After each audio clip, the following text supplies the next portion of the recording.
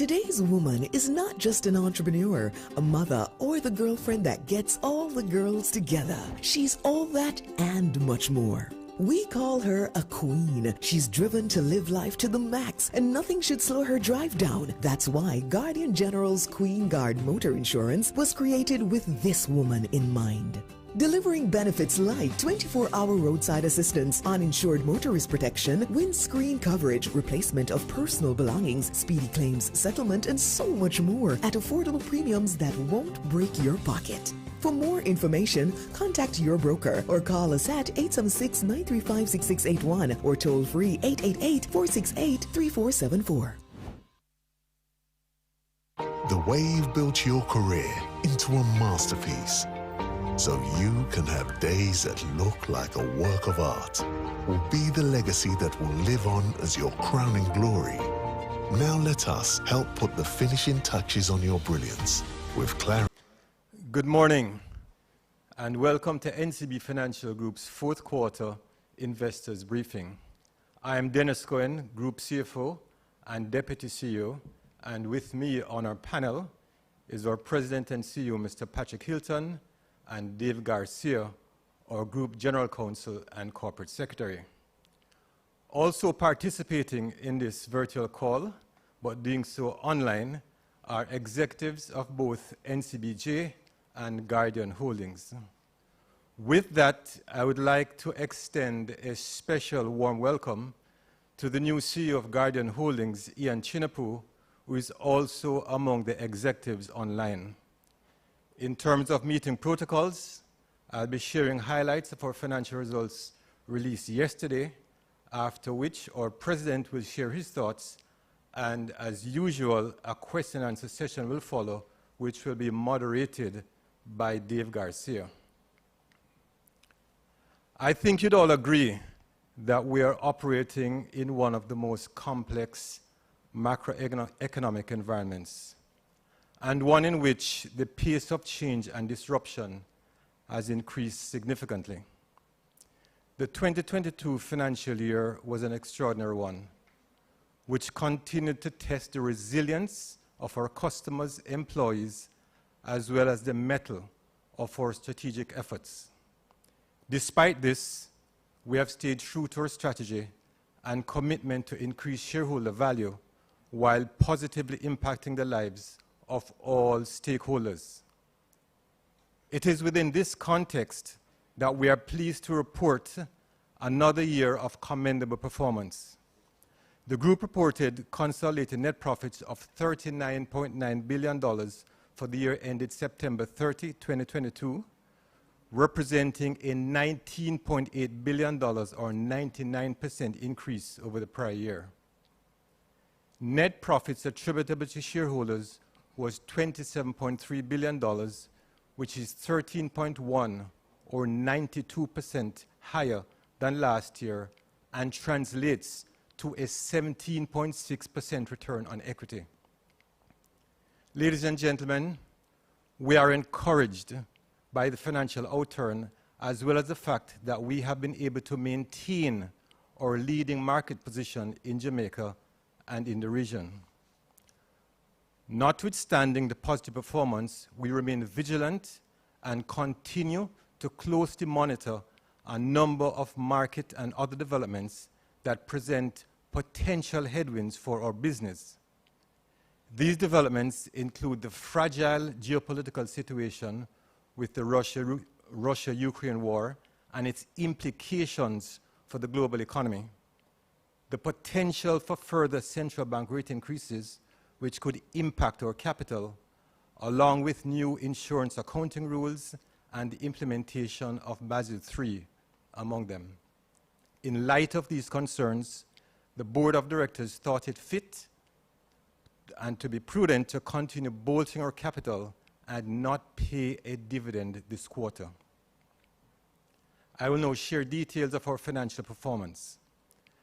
The group's $27.3 billion in net profit attributable to shareholders was driven by strong revenue growth in our key business lines. Operating revenues of $149.6 billion grew by 24% or $28.5 billion, led by insurance activities. Net revenues from insurance activities grew by $19.4 billion, or 84% over the prior year. The improved performance was mainly due to actuarial reserve releases from adjustments to investment returns and expense assumptions. These life, health, and pension positives were partially offset by increased lapses and surrenders. The property and casualty increases were mainly due to lower claims, benefits from the non-renewal of a reinsurance portfolio, and increased reinsurance commissions on property. Banking and investment activities also made positive contributions despite the headwinds associated with high interest rates and the resulting volatility in asset prices. This segment grew by $9.1 billion, or 9%, to $107.3 billion. The growth reflected higher net interest and also fee and commission income, driven by growth in loan and investment securities and increased card transactions. These gains were partially offset by lower gains on investment activities due to reduced securities trading volumes and falling asset prices within the context of a rising interest rate environment. With the focus on efficiency, the 10% or $9.6 billion increase in overall operating expenses trailed top-line growth. Staff costs, which accounts for approximately 47% of operating expenses, was $49.1 billion and grew by 10% relative to the prior year. The growth in technology-related expenses aligns with our digital transformation journey as we continue to make significant investments to support the build-out of convenient channels to improve customer experience. Depreciation and amortizations fell to $8.9 billion from $9.3 in the prior year.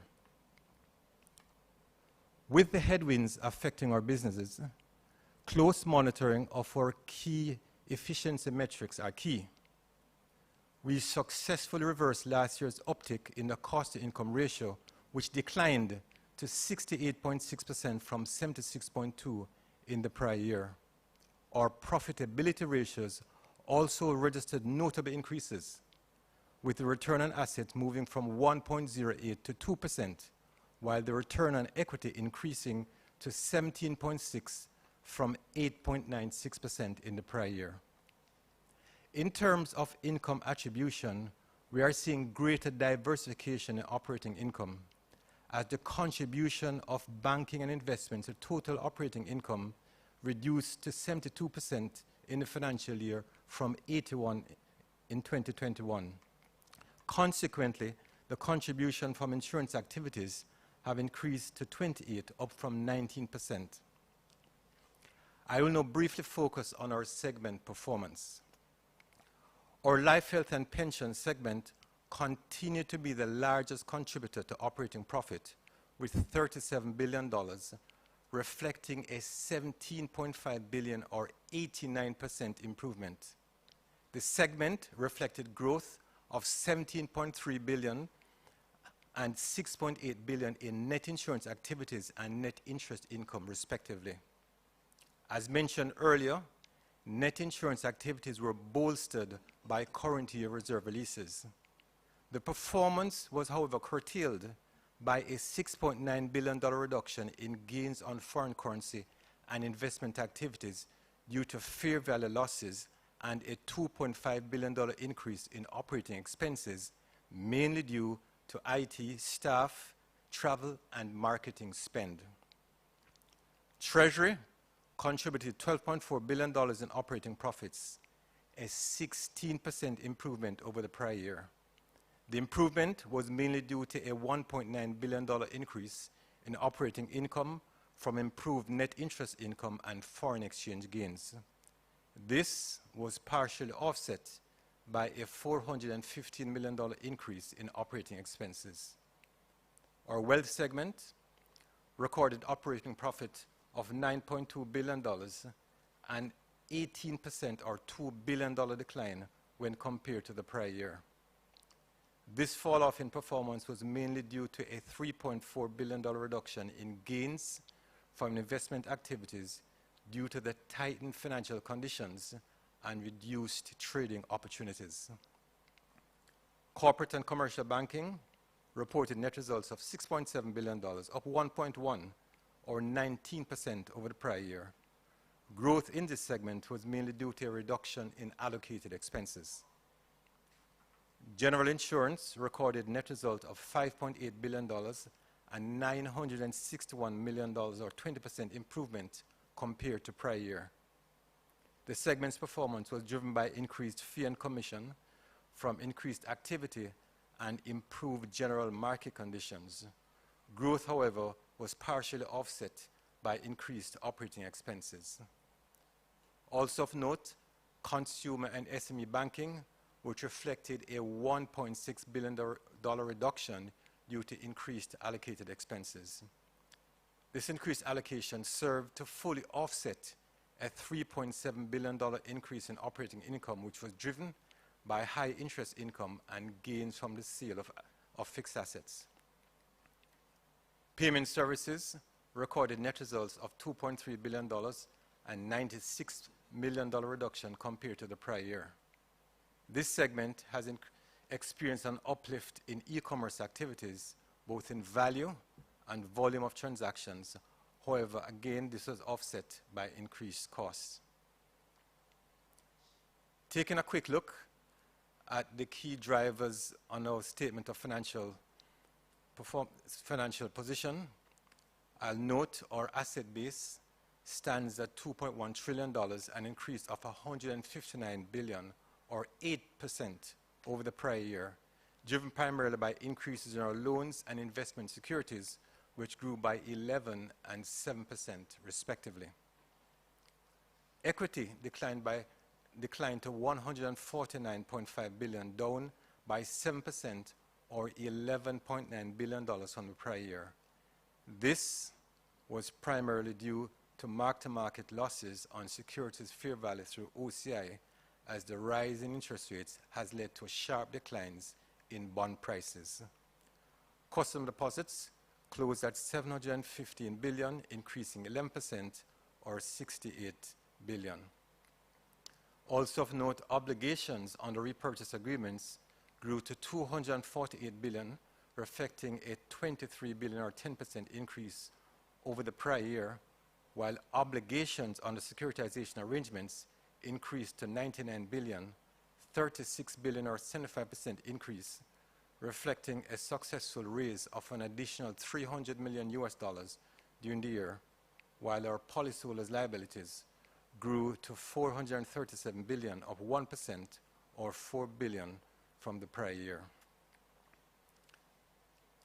Ladies and gentlemen, much of the market disruption seen in 2021 and 2022 are expected to continue in 2023. That said, after a record year, we enter the next phase of our growth strategy in a strong position. We are confident that our strategic efforts are bearing fruit. Our people are second to none, and our focus on providing world-class customer service is strengthening our core business. As the environment continues to evolve, we will remain nimble and ready to capitalize on opportunities prevalent in every crisis. Our leadership team is focused on continuing to track and delivering on the value to our shareholders, and we are excited about the prospects going forward. In closing, I would like to thank our employees for their resilience and for their enterprising work over the past year. I must also convey my thanks to our customers for their continued support and look forward to serving them in the coming years. I would also like to thank the Board of Directors for their continued guidance and support during these challenging times. Together, we continue to build on our strong foundation as we continue to write our story, the story of NCB Financial Group. And with that, I hand over to our President, Mr. Hilton, who will share his thoughts. Thank you.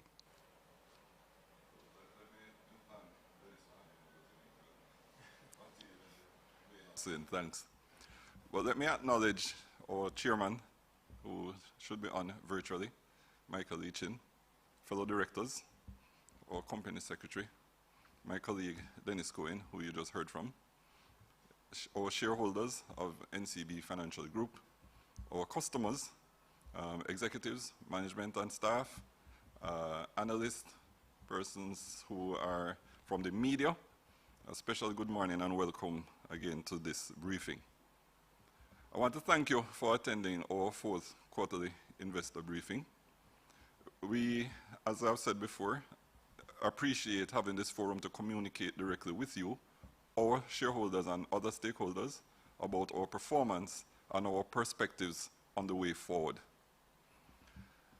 I think it is fair to say that NCB Financial Group stands today at the door of opportunity, energized by our responsibility to the people we serve. Despite a relaxation of the pandemic precautions worldwide, however, we are facing several challenges, and Dennis mentioned a few of them in his remarks. Among these are the conflict in Eastern Europe, which is having its global impact. We also see locally and globally benchmark rate increases to tame mounting inflation.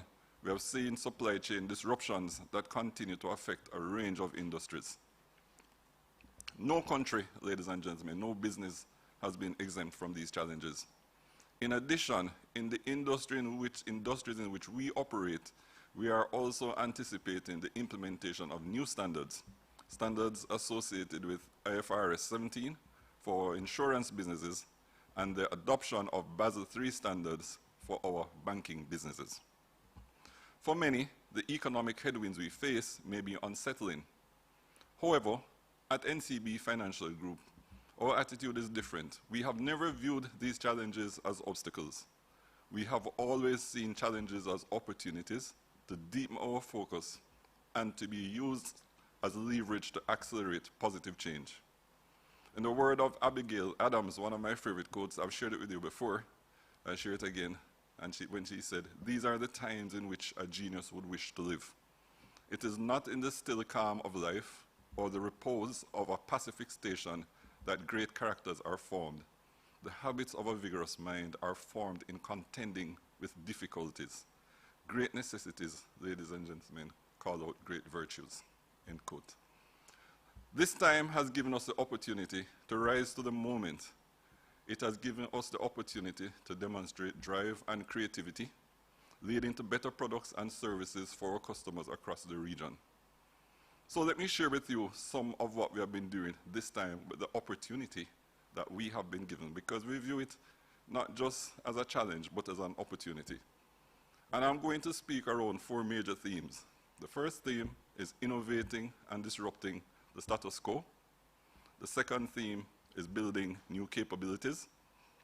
The third theme is focusing on our people. And the fourth theme is strengthening our resilience. One example of innovation and disruption, which had our focus for much of the year, involved the introduction of the Link. Yes, one of my favorite topics. It is the only digital wallet integrated with Jamaica's digital currency, Jamdex. With Link, payments to businesses and transfers to individuals are both free and instant. Paperless registration can be done via mobile device, relieving customers of the need to visit a branch or any other location to sign up. As a result, we have been able to expand access to financial services for the unbanked, removing many pain points from the typical banking experience, and this thanks to a regulator environment that enables greater financial inclusion and our development of this fintech company. Since its launch in December 2021, over 170,000 unique customers and more than 4,700 merchants have come on board the platform. Let's switch a little bit to Guardian Life. Guardian Life has begun offering e-pharmacy services to its clients in 2021, leveraging a strategic alliance with an online pharmacy out of Trinidad and Tobago. Through this integrated platform, our customers now have access to a service that connects patients and doctors with a virtual pharmacy. This has streamlined prescription filling procedures and provides integrated delivery. Before the pandemic, ladies and gentlemen, both of these ideas would have been considered, but probably not yet implemented. However, with the urgent need to adapt to the constraints of the new environment, both initiatives were accelerated and implemented, creating significant value for our customers. We were not wasting the crisis. As we continue to build new capabilities as a financial group, we have deployed artificial intelligence and machine learning-enabled solutions to enhance the customer experience and drive key business outcomes. At Guardian, artificial intelligence tools are being used to mitigate incidents of claims fraud and identify measures to reduce the costs of claims. At National Commercial Bank Jamaica Limited, our WhatsApp chatbot, one of my favorites, Simone, has assisted customers with over 218,000 sales and service transactions since it was launched in 2021. Through the introduction of our fintech solutions, we are leveraging capabilities such as cloud technology and marketing automation. We also continue to invest in recruiting and developing talent in advanced analytics, software engineering, user experience design, and cloud engineering, among other next-generation capabilities. At Guardian, our One Guardian digital platform unifies all Trinidad and Tobago business product lines, delivering an omni-channel experience for our customers across web, phone, walk-in, and text messages, with key features like quick notes, online payments, client portfolio view across insurance and investment products, a health e-card, and an artificial intelligence bot built into the platform for real-time customer queries connected to our customer service team for real-time support. We have also developed new ways of making it easier to bank, invest, and build wealth for our customers and our business partners. In our quest to help build enduring businesses, we have launched NCB Assist Biz, an automated self-managed solution for business customers to submit and track the fulfillment of service requests and the resolution of complaints. The NCB Capital Markets mobile app was also launched, allowing customers to view their portfolio balances and transaction histories, as well as stock market data from the JC. The app can also be used by customers to execute unit trust and equity trades and make transfers between their NCB and their NCB Capital Market accounts. All these solutions originated with customer feedback, which continues to guide our efforts. So we have been busy, as you would have heard, right? Instead of relying exclusively on semi-annual surveys, our WhatsApp chatbot collects ongoing feedback from customers on their experiences with us across the various customer journeys and across all their interactions with us. Ladies and gentlemen, just as the pandemic reminded us to stay close to our loved ones, we also continue to stay focused on our people. Our 360-degree model involves looking at our team members as well as our customers in a holistic way. Our employees are the ones who serve our customers and communities. We recognize that. They are the ones who build the technology. We acknowledge that. They are the ones who make the strategic decisions. We appreciate that. They are the ones who manage the risks, determine our investments, and they are the ones who drive innovation. Our customers bring us their dreams. They bring us their trust, confident that we will be a source of strength even in difficult times, empowering them to grow not only their own wealth and so on, but to grow the wealth and the future of our nation. It is only through our team and customers that we are able to deliver the desired returns to you, our shareholders, and we acknowledge that. Our customers remain the lifeblood of our operation, so this year we acted swiftly to implement an enterprise servicing and management system to manage in-branch customer traffic and gain additional customer insights. We continue to listen to our customers and to respond to feedback. Throughout these challenging times, we have never stopped doing what it takes to serve our customers and our communities, and we will never stop doing so. Our focus on organization health continues, as well as our investments in building the capabilities and supporting the engagement of our team members. I remain proud of what our company and our thousands of employees have achieved collectively and individually. This year, ladies and gentlemen, we commemorate a significant milestone for our group. Our roots date back 185 years to 1837, the year the Colonial Bank of London, England opened its doors on Harbour Street in Kingston, Jamaica. Throughout this 185-year history, this organization has overcome many challenges, and our resilience continues to be one of our greatest assets. Resilience, we recognize, is like a muscle, but like any muscle, it can weaken if you stop working on it, and it can also strengthen if you continue working on it and challenge yourself to take on more. So that's what we have been doing. We have been investing in developing the spirit of our team members and strengthening the resilience of our organization. We have invested in a series of wellness activities, skill-based workshops, and training that will equip our employees with the relevant skills for the future. We have expanded our leadership development programs, many of which equip our managers and senior leaders with the skills to lead in times of uncertainty. Our hybrid work model has also facilitated operational resilience and encouraged greater workforce flexibility, and we have seen greater workforce productivity. As an organization, NCB Financial Group maintains strong capital positions across its group of companies. The group's liquidity positions are robust and supports its resilience to market shocks. In continuance of the strategy to grow liquidity buffers, NCB Jamaica Limited, the bank, successfully raised US $300 million in August of this year through a merchant voucher securitization transaction in the international private placement markets. Despite market volatility, NCB Financial Group continues to have access to funding in the international markets. The resilience of our merchant acquiring and payment franchises led to the following Fitch rating upgrades in June 2022. First, the merchant voucher receivables program to BBB- from BB+ with stable outlook, and the diversified payment rights program to BB+ from BB with stable outlook.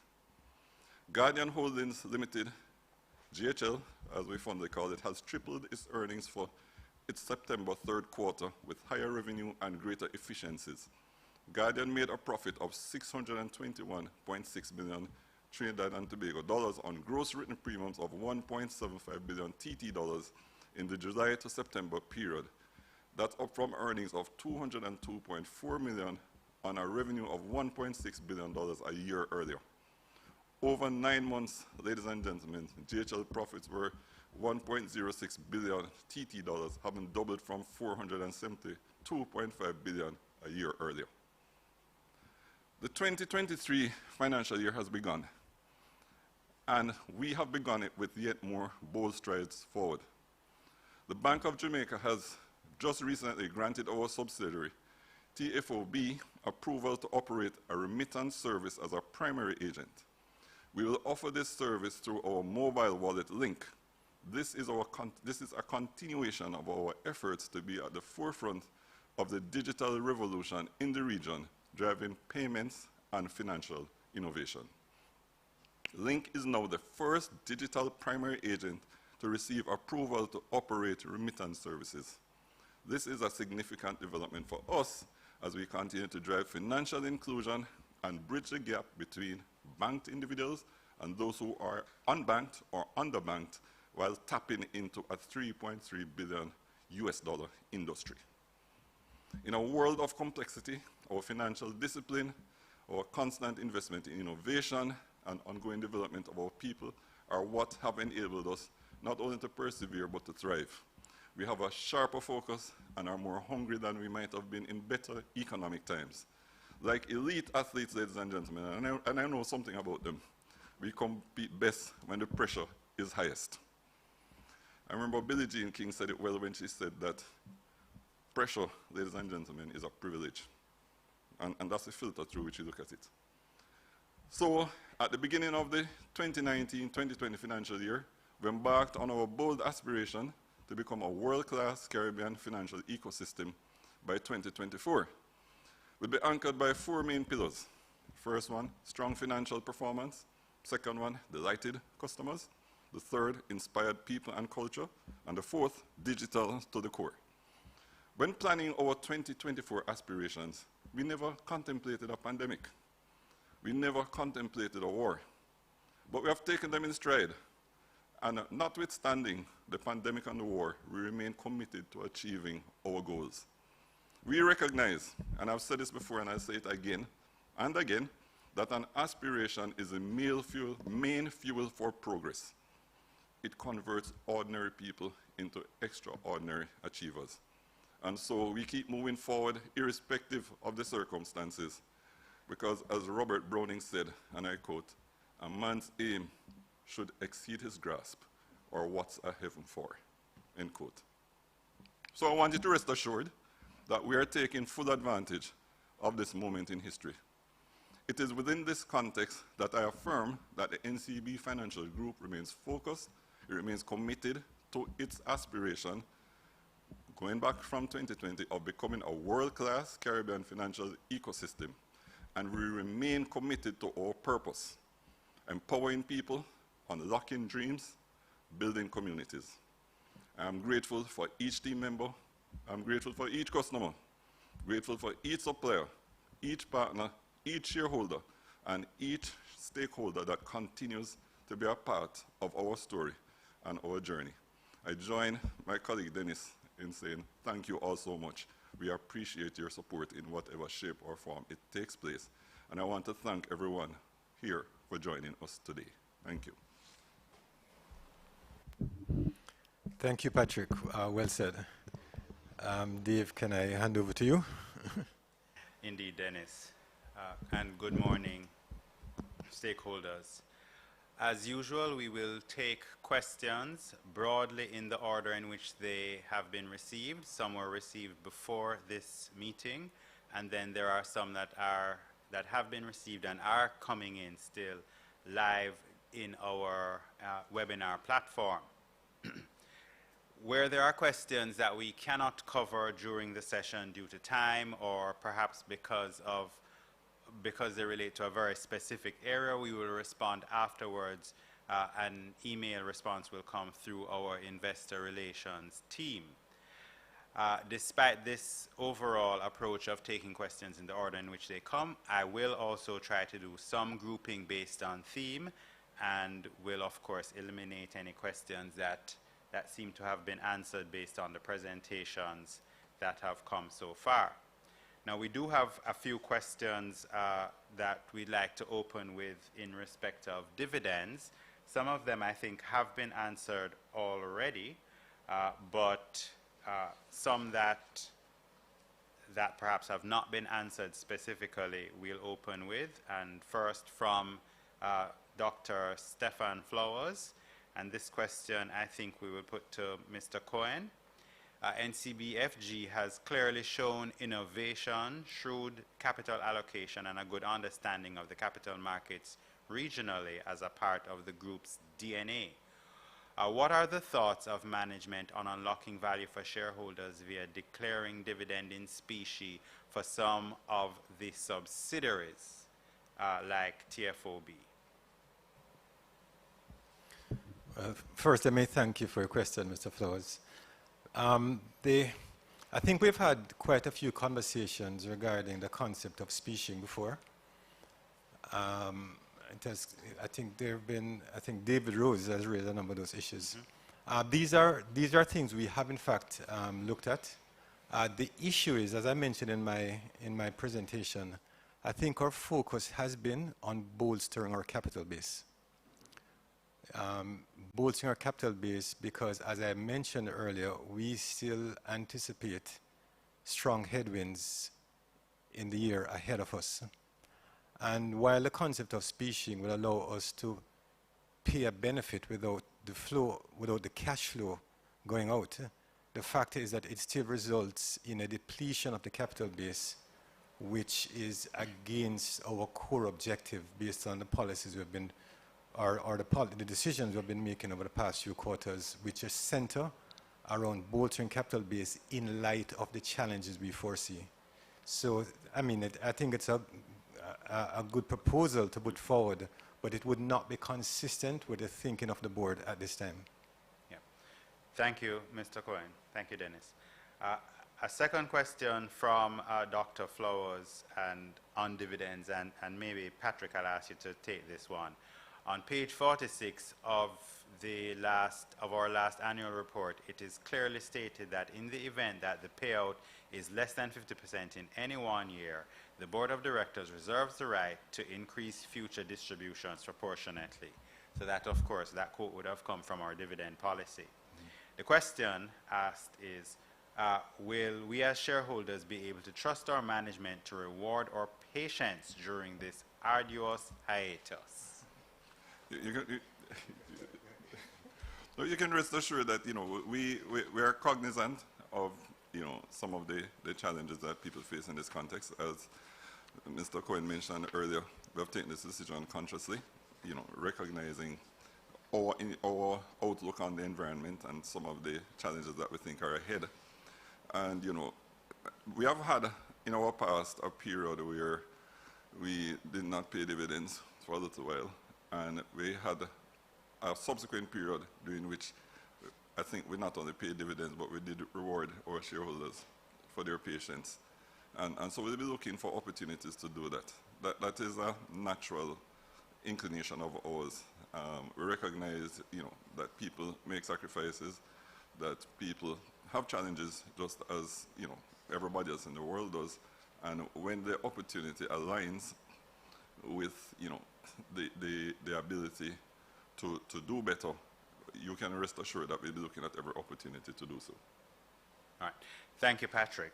I will come back to other questions from Dr. Flowers after, but he has one here on dividend and stock price that I also want to direct to you. Isn't the leadership concerned that continued suspension of dividends will impact share price and make investors less confident in the company overall? That's for you, Patrick. Patrick, I think. Well, we have to balance a number of concerns, right? We have to balance concerns around share price. We have to balance concerns around the outlook. We have to balance the concerns around the environment and make decisions within that context. And, you know, this is why we have elaborated and outlined to you, our shareholders, the thinking that is behind the position and the posture that we have taken, right? And we are hopeful that you will understand and appreciate it and trust us to, you know, navigate this period. And then, as I mentioned in relation to my previous answer, to look at opportunities at how we can, you know, reward you for the patience and so on that you have demonstrated. Yeah. Thanks, Patrick. Some questions, a couple questions on the stock price theme. So, and I'm going to give you two questions together because they are along overall the same lines. So Steve Hutchinson asks, while the company continues to report strong profits compared to last year, and the year-over-year performance has improved since COVID, the stock price is still plummeting. Can you speak to some of the root causes that are impacting the slump in share price and steps being taken by the leadership that will improve the numbers over time? And then Stephen Jackson asks this question: NCB is a tale of two cities. On the one hand, it is on a path to earn almost its largest profit haul in its history, almost. On the other hand, the stock price continues to decline quarter over quarter.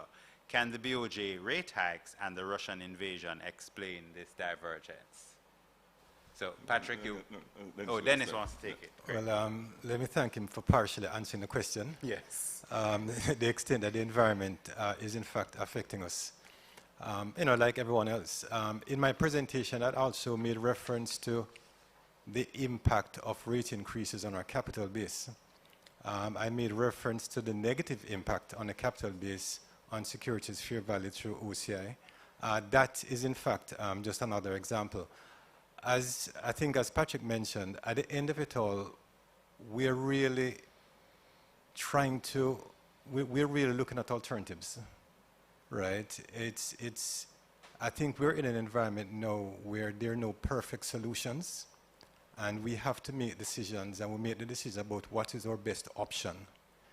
And I think clearly the market has placed a heavy price on dividends at this time, but we believe the long-term sustainability is best served by maintaining a healthy capital base and continuing to grow the capital in light of the uncertainties.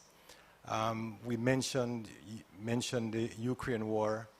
I think Patrick and I mentioned accounting changes, the regulatory things that are taking place. So I think overall, with all those uncertainties, I really support the board's decision that it is important for us to be prudent, and there are trade-offs that we're taking, which is reflected in the stock price, but we believe in the long term, our shareholders are better served by the decisions we're making today to hold on dividends. Thank you, Dennis. Back to a question now on some other themes from Dr. Flowers. Patrick, or perhaps you may want to ask Ian Shinapu to weigh in on this, but I'll route it to you and you can decide. Can NCBFG comment on the role of Colossal Holdings and Origo Holdings and how they contribute to value for us as shareholders? That would be Stephen Gooden. Sorry. Is Stephen online? Yeah, he is. Stephen? So I'm online. Hear me? Yes. Yes. Okay, thank you for that question. So Origo Holding is a product platform that we created, I think it was probably 2 or 3 years ago, right? So we use that platform to create products, tailor-made products for our clients, right? So Colossal is one such product that was created on the platform. We earn income from these products via a range of fees and spreads, right? So it's just a part of our product offering to our high net worth investors that we do earn economics from. Thank you, Stephen. Another question from Dr. Flowers. Patrick, again for you. The infrastructure needs of Jamaica are vast and expanding at speed and at scale, as is our group. Could we get some color on where NCBFG sees itself positioned in the competitive landscape of infrastructure financing locally? Is the group open to exploring partnerships with companies like Trans-Jamaican Highway, of which the group has a roughly 19% ownership stake, or any other company? So Stephen, you didn't mute? Stephen again on that one. Yes, because could you repeat that question? Initiatives we've been working on. So, sorry, go ahead, Stephen. No, could you repeat that question, Dave? Apologies. Stephen, yeah, the infrastructure needs of Jamaica are vast and expanding at speed and at scale, as is the group. Could we get some color on where NCBFG sees itself positioned in the competitive landscape of infrastructure financing locally? Is the group open to exploring partnerships with companies like Trans-Jamaica Highway or any others? So the infrastructure needs of the Caribbean is huge, not just Jamaica, right? And we see ourselves as subject matter experts when it comes down to infrastructure financing. So you talk about energy, talk about water and wastewater treatment, you talk about logistics. The NCB Financial Group is an active player when it comes down to financing infrastructure projects right across the capital structure, from senior lending all the way down to equity financing. And that is demonstrated by some of the investments that would have made, including that of Trans-Jamaica Highway Limited. To answer your question about partnership, we are very big on partnerships, right? We are big on ecosystem plays, and partnerships are an important aspect of that ecosystem. All right. Thanks, Stephen. Question from David Rose, and and this one really is for Ian, or perhaps Samantha Saw, who is the CEO for Guardian and who is also on. What did I say? Oh, CFO, sorry. So the question is this. There was a more than 200% increase in the net result from insurance activities in GHL for Q3. Was this due to the company having an actuarial reserve release in the third quarter? And if yes, why was it so large? Also, how did technology result in underwriting expenses falling quite commensurably over the 9 months, especially with the group-wide transformation activities? Good morning, guys. It's Ian. I'll take it. All right. Can you hear me okay? Yeah? Yes, we can.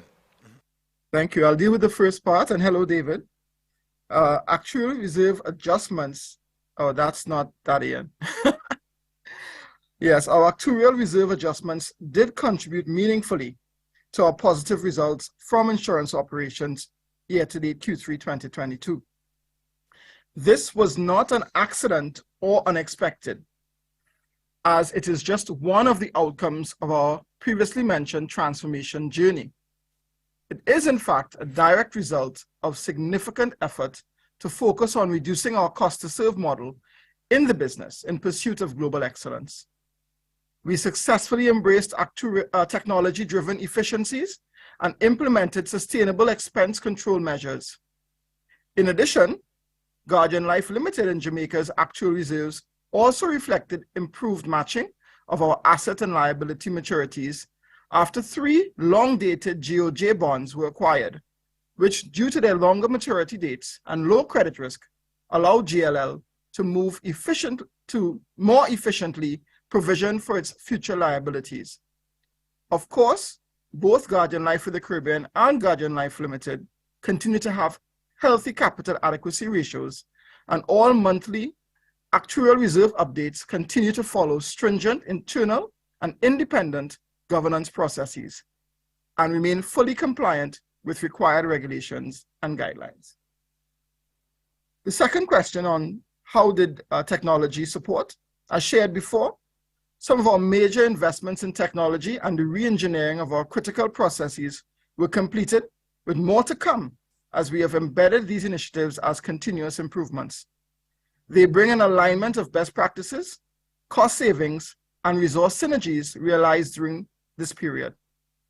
This has had a favorable impact on reserves by improving projected future cash flows and the overall reserve liability, which was previously charged against our earnings. So these are profits coming back in. Note that although this distinctive work was not directly included within our ongoing group transformation activities, it is well aligned in rigor and purpose. Notwithstanding, our group transformation activities continue to receive great focus and engagement. All right. Thanks, Ian.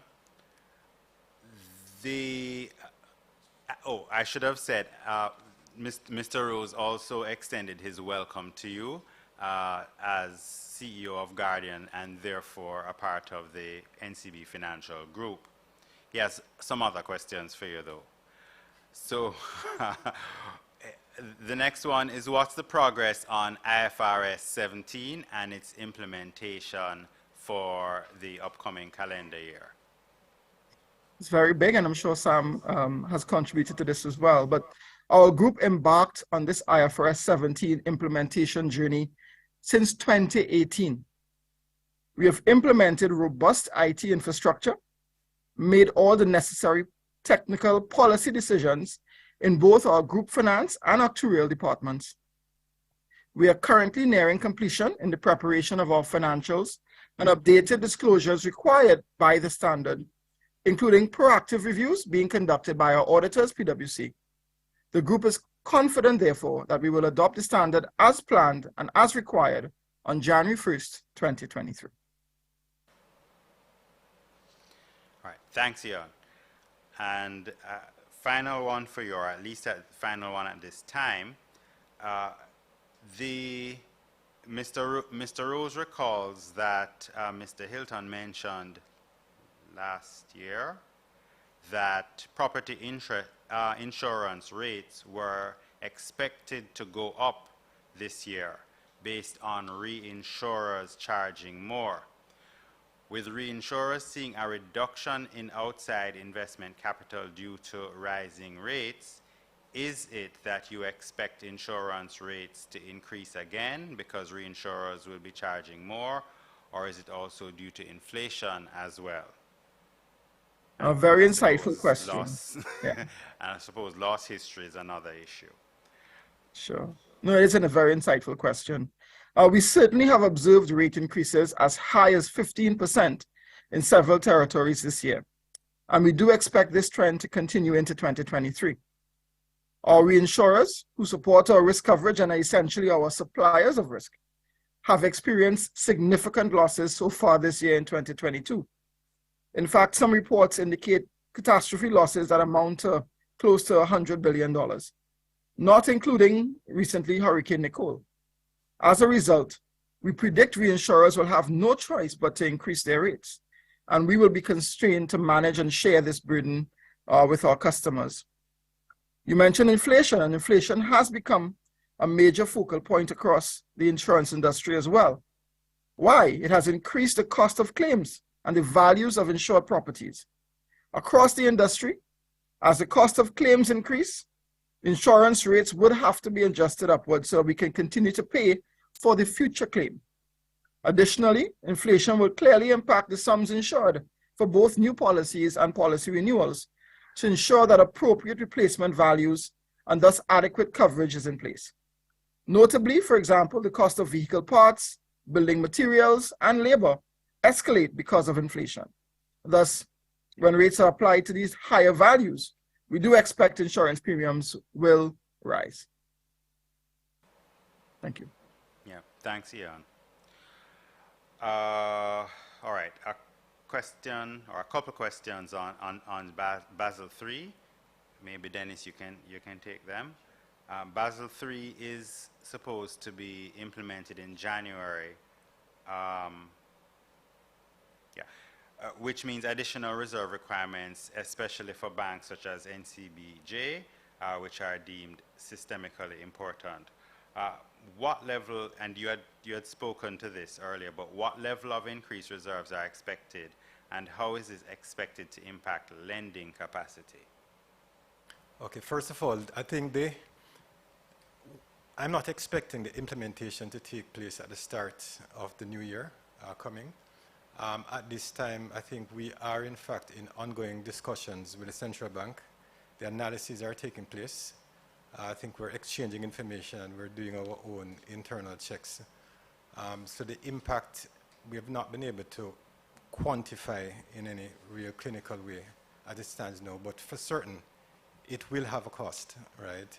The fact is that we will get to a point where you'll be able to literally apply a risk factor to the assets you're putting on the balance sheet in a much more clinical manner than we do today.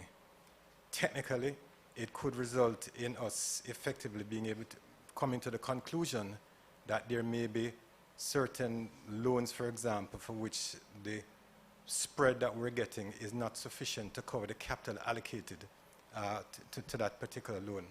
So I think it will certainly have some cost to the business. As I said, the analyses are taking place. We are not at the point to be able to give a figure about the exact impact on reserves. I think that will get more clarity as we continue our discussions and do our analyses. So probably sometime in the middle of the next calendar year. All right, thanks, Dennis. And Mr. Rose indicated he had a similar question in respect of Basel III for Clarion. No impact on Clarion. Clarion has already implemented Basel III, so there should be no change for them. Right, Bermuda implemented. Sorry, thanks. Bermuda, yeah. All right, a question here which I think we can direct to Malcolm Sadler, the NCBJ CFO. Just making sure he's on. Yes, I'm on. All right, I'm on great. there. Thanks, Malcolm. If the BOJ was to, and this is also from Mr. Rose, if the BOJ was to raise its policy rate to say 8%, would it be the case that NCBJ would hike rates on variable rate loans again, as we did in July? Also, from the NCBJ level again, have you seen any compression in your spread based on the increased cost of funding, and if so, to what degree?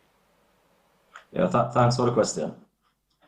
So we do expect any further rate increases from the BOJ to transmit throughout the banking system. And we are at NCB, we continue to review and revise the lending rates periodically. So we will respond in terms of adjustments that would be required. I mean, so far we have made adjustments on both variable rate loans and new loan rates so far, and we'll continue to review and make adjustments going forward. Overall, it's normal for us to manage both sides of the balance sheet, both the interest-sensitive assets and the interest-sensitive liabilities in terms of managing the overall spread. We have seen some interest spread compression so far for the bank, but not significant since we have been managing both sides of the balance sheet. Would have seen a more significant interest spread compression in terms of our subsidiaries, our wealth subsidiaries, where the transmission would be much faster in terms of the repricing of the liabilities. But overall, for the bank, even though the spread has declined, we have been able to manage it at a reasonable level. All right. Thank you, Malcolm. And I should have indicated that we have apologies for our bank CEO, Septimus Bob Blake, who is traveling and attending a conference. Next up, question from Ralston Samuels. And Malcolm, I'm going to ask for you to take it as well. There's an overall comment, congratulations, definitely a good financial performance. And then the question is this: in the current environment of rising interest rates, where higher borrowing rates have been filtered through to your clients, can you provide any perspective on the risk dynamics and trends that might be emerging? And how could this potentially impact the bank's quality of loan book or its credit performance in the next year or longer against an inflationary or recessionary backdrop? Thanks again. So overall, I mean, the reality is that it will never negatively impact some of our customers, and we generally, you would expect delinquency and provision levels to rise. We have a fairly robust delinquency management and risk management framework.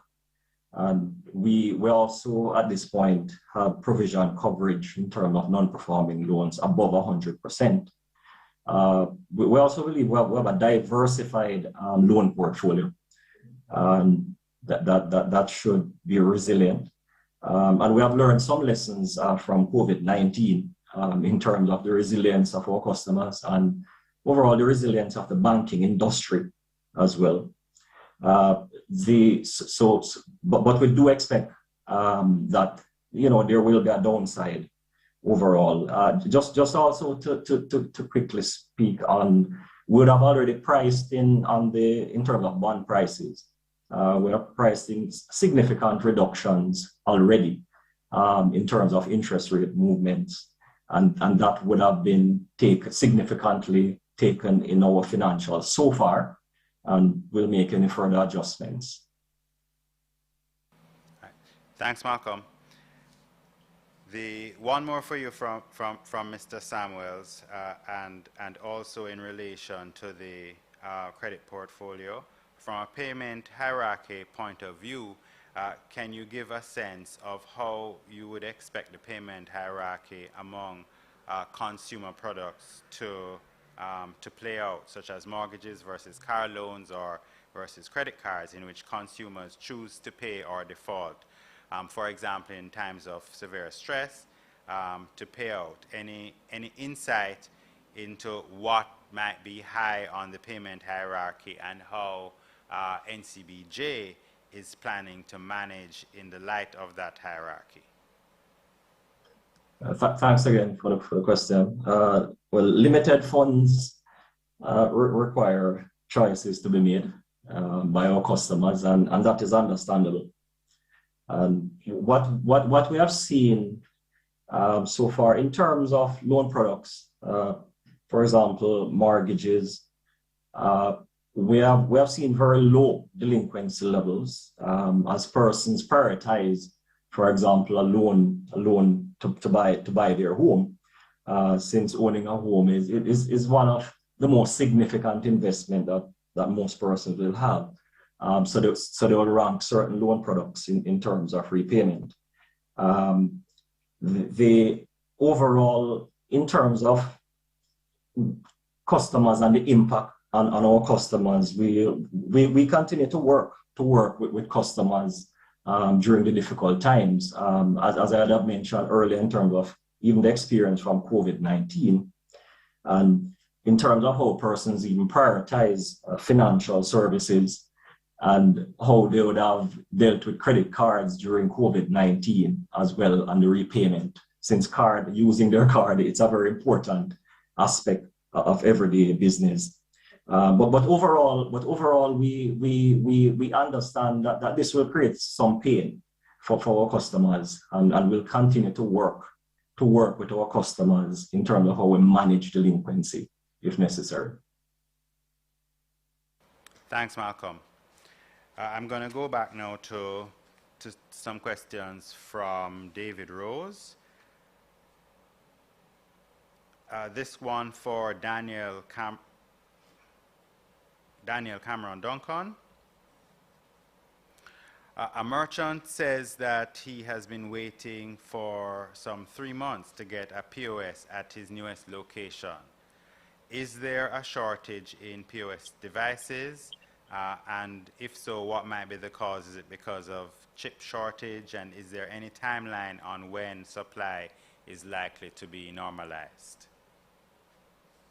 Thanks, Dave, and good morning, everyone. Thank you for the question, Mr. Rose, and also for bringing the specific situation to our attention for resolution. All customer situations are nuanced, but what I can say is that the wait time, that kind of wait time will not be typical. Our aim is to deliver a machine within 2 days of a completed application. As you would have mentioned, there has been a global supply shortage of point-of-sale machines. And as a result, over the last year, we have been investing in a point-of-sale buffer stock, actually, in an effort to meet growing demand. We also continue to strategically invest in expanding the variety of payment acceptance solutions that we offer, including our MPOS e-commerce and mobile options and WhatsApp Pay options. Our current point-of-sale machines, just to answer that second question, are made by Verifone. But I do want to take this opportunity to mention that we are well advanced in our terminal upgrade project. And by the end of this month, we'll begin to release our new Verifone VX series machines, which will offer added connectivity options, including dual SIMs, to improve transaction speed and reliability, new user interfaces, added battery life, and more. We will also be pushing an upgrade to add American Express acceptance as a new option, thereby facilitating the acceptance of all major credit and debit cards from one terminal. So we're very excited about these releases that are coming up in this month, and look forward to releasing those to our merchants ahead of what promises to be, I know, a very busy period for them. Thanks, Daniel. Another question from Mr. Rose, this one for Stephen Gooden. Stephen, there has been shelving of some deals by firms due to elevated rates. Have higher rates impacted deal-making activities, and are your original plans for a raise related to Stratos still on track for Q1 of this year? Okay, thanks for that question, David. So yes, higher interest rates have impacted our deal pipeline. I mean, not just NCB capital markets, as the entire country, and it's a global thing as well. You see the same thing playing out in North America and in Europe in terms of there being lower deal flow this year compared to prior. So what you're seeing now is that, quite a few issuers have decided to wait and see given the higher rates, but the pipeline is nevertheless still there.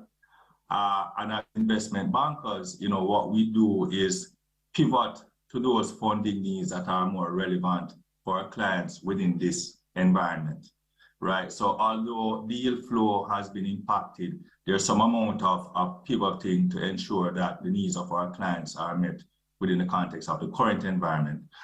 With regards to Stratos, we have quite a few fundraise initiatives targeted for this financial year. We may have one this quarter that may spill over into Q2, and at the appropriate time, we'll disclose details on that. But for the financial year, we have quite a few fundraising initiatives are being targeted, including that of infrastructure financing. Thanks, Stephen. Question from Mr. Rose for Vernon James. Oh, I think, Vernon, you will like this one.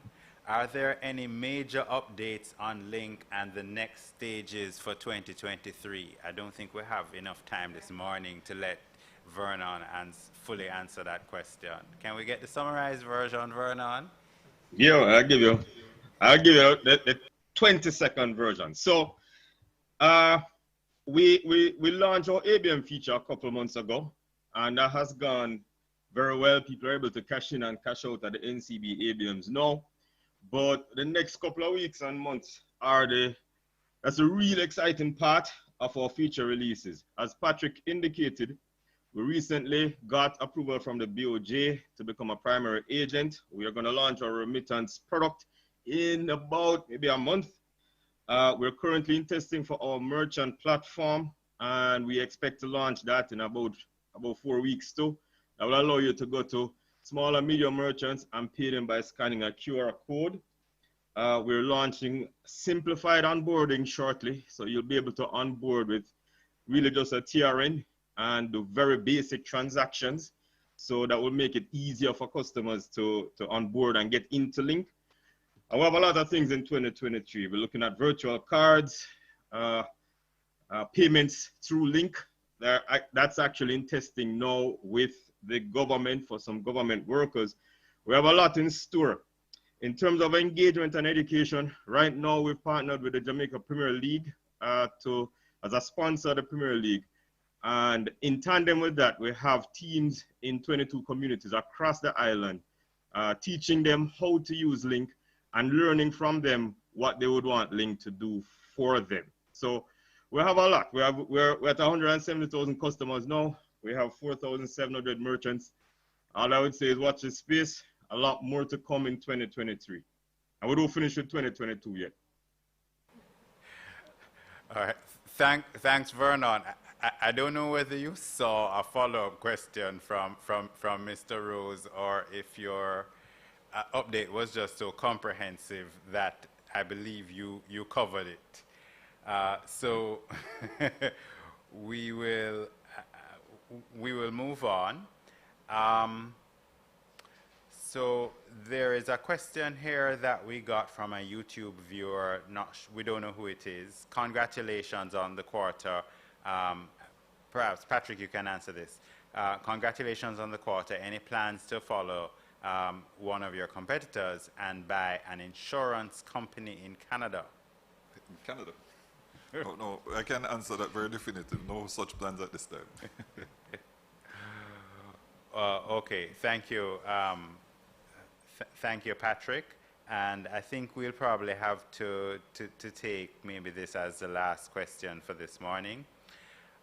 again, from Mr. Rose, the future outlook isn't pretty. Basel III, continued market volatility, IFRS 17, and rising interest rates by the Fed and other central banks, as you would have mentioned in your address, Patrick. Greater capital retention and focus on navigating this storm. And the question that Mr. Rose asked against the background of the presentation is, how will NCBFG chart this storm? Not just in relation to technology, but from a strategic direction. Sure. So we will do it in the way in which we have always done. As I told you, our attitude, our perspective is that every challenge creates opportunity. We have demonstrated time and time again. If, as Dave said earlier, if we had enough time, I could give you numerous examples of difficult environments, going back to the global financial crisis, going back to the collapse of Lehman Brothers, going back to the debt exchange programs, during which we demonstrated that we not only had the ability to deal with those challenges, but to also, within the context of those challenges, recognize the opportunities that existed, and more importantly, to execute on those opportunities. So every time we see challenges, we also see the other side of the coin, which is the opportunity side. We are possibility thinkers. We look at what is possible within any framework, any set of circumstances. We are persons who have tangibly demonstrated time and time again that we are effective executioners of strategic initiatives and various initiatives to create value. And so, as we mentioned before, we are not averse at times to taking what is not the most popular position based on our assessment of the potential impact that it will have, and also based on our assessment of the value that it will create. So we look at the current set of circumstances, and if you look at our performance within that set of circumstances, you see it in the net results. We have been able, notwithstanding the pandemic, notwithstanding the global headwinds in terms of the war in Europe, in terms of the inflation experience, in terms of global supply disruptions, in terms of all the other things, to produce very commendable results.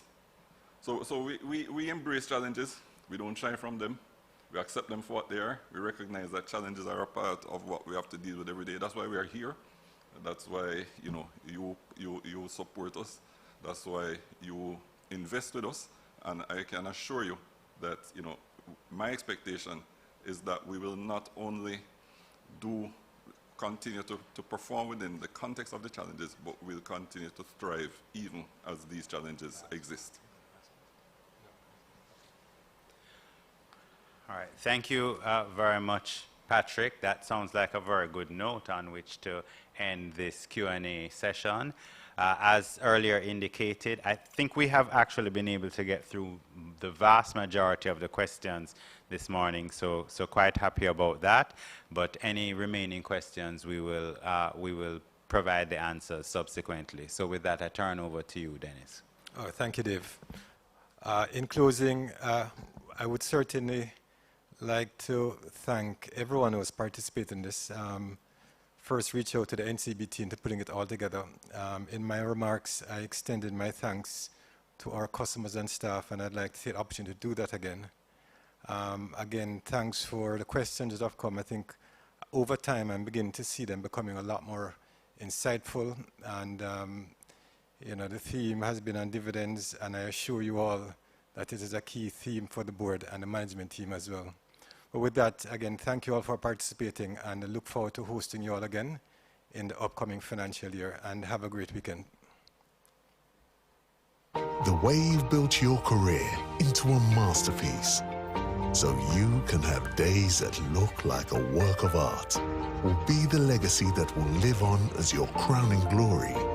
Now let us help put the finishing touches on your brilliance with Clarion's vast experience, deep expertise, and digital tools, all focused to give you what you deserve, the finest things in life.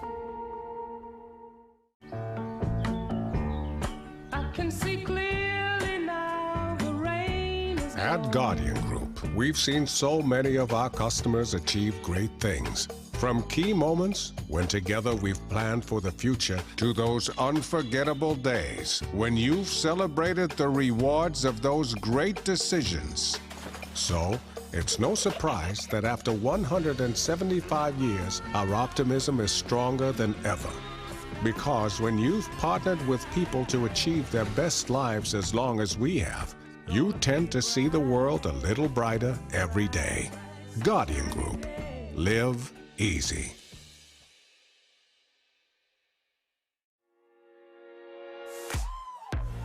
You don't do things like the average person, right? You do things a little differently. My first stock market investment was probably when I was 12, 13. Wow. Right? So it's in my DNA. I will always encourage people to find a mentor. I also believe in what is called reverse mentoring.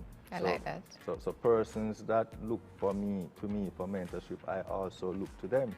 I've had my fair share of obstacles along the way. My life has been about, continuous pivoting. Dream big. And in pursuing those dreams, you don't feel a little bit queasy in the belly. It means that you're not being bold enough. In pursuing that dream, you need to be disciplined and have fun at the same time.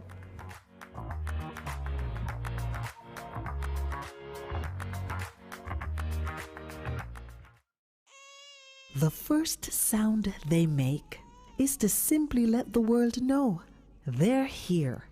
And then it's our duty to help them show the world why they're here in the first place. Give them every advantage with the Guardian Achiever, a plan that provides for their educational dreams and protects their health and life in the process. For more information, call 888-4LIFE to speak to an advisor or visit myguardiangroup.com.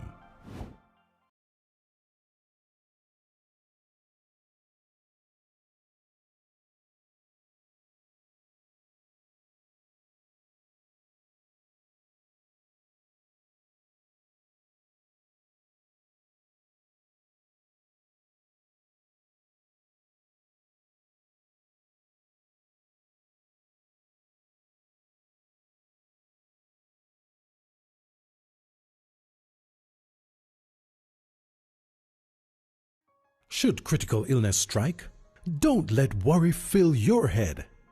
Say hello to happiness and goodbye to worry with Guardian Life's new Ultimate Provider Plan. Secure your medical expenses in the event of critical illness ahead of time while benefiting from our investment portfolio and so much more. Give yourself and your family the peace of mind you deserve with Guardian Life's new Ultimate Provider Plan today. And live secure. Live easy. As a business owner, wouldn't it be mind-blowing if you could just pick up a new location or a larger factory from a magical shelf? Need a boost? There's no need for daydreaming. Get the capital you need to take your business to the next level with NCB SME Boost. Be empowered with the most flexible solution for business owners. NCB SME Boost is specifically developed to support your medium-sized business in any productive sector. NCB SME Boost, the next level is within reach. Apply online or schedule a visit to boost your business.